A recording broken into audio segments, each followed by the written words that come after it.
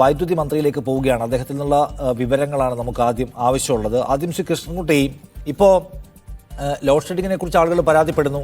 മേഖലകൾ തിരിച്ച് load shedding വേണ്ടി വരും എന്ന് KSEB പ്രഖ്യാപിച്ചിട്ടുണ്ട്. അതിൻ്റെ ഭാഗമായി ഇപ്പോൾ പലയിടത്തും കറണ്ട് പോകുന്നുണ്ട്. പക്ഷേ സംസ്ഥാനത്ത് എല്ലായിടത്തും അങ്ങനെ വൈദ്യുതി കട്ട് ചെയ്യുന്ന ഏർപ്പാട് തുടങ്ങിയിട്ടില്ല, പ്രഖ്യാപിതമായിട്ടില്ല ലോഡ് ഷെഡിങ് ആ നിലയ്ക്ക്. ചോദിക്കുന്നത് ക്രൈസിസ് വളരെ വലുതാണല്ലോ, കഴിഞ്ഞ കുറേ ദിവസങ്ങളായി താങ്കൾ പറഞ്ഞുകൊണ്ടിരിക്കുന്നുണ്ട്. അതുകൊണ്ട് നമുക്ക് സംസ്ഥാനത്താകെ വ്യാപകമായി ലോഡ് ഷെഡിങ് ഏർപ്പെടുത്തേണ്ട ഒരു സാഹചര്യം വരുമോ?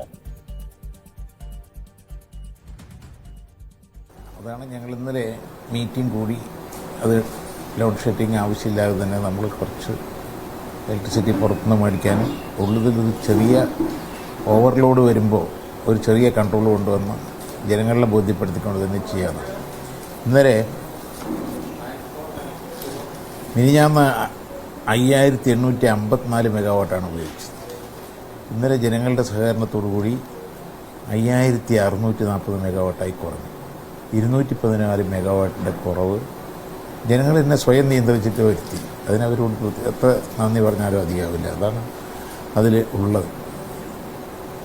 രാത്രി ഒരു 9 മണി തൊട്ട് 2 മണി വരെയാണ് നമുക്ക് പ്രശ്നമുള്ളത്, ഏറ്റവും കൂടുതൽ വരുന്നത്.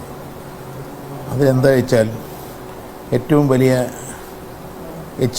EHT ഉപഭോക്താക്കൾ അവർ തന്നെ ഒരു സ്വയം നിയന്ത്രണം കൊണ്ടുവന്നതിൽ അവർ ഈ ചുരുങ്ങിയ ചാർജാണ് ഈ സമയത്തുള്ളത്. അപ്പോൾ അത് തന്നെ അവർക്ക് സ്വയം നിയന്ത്രണം കൊണ്ടുവന്ന ശേഷമാണ് നമുക്കത് വിജയിപ്പിക്കാൻ സാധിച്ചത്. അതുപോലെ 9 മണിക്ക് ശേഷമുള്ള അലങ്കാര ദീപങ്ങൾ ഇതൊക്കെ ഒന്ന് ഒഴിവാക്കിയാൽ രക്ഷപ്പെടും. അതേപോലെ ഇപ്പോൾ AC വയ്ക്കുന്നു.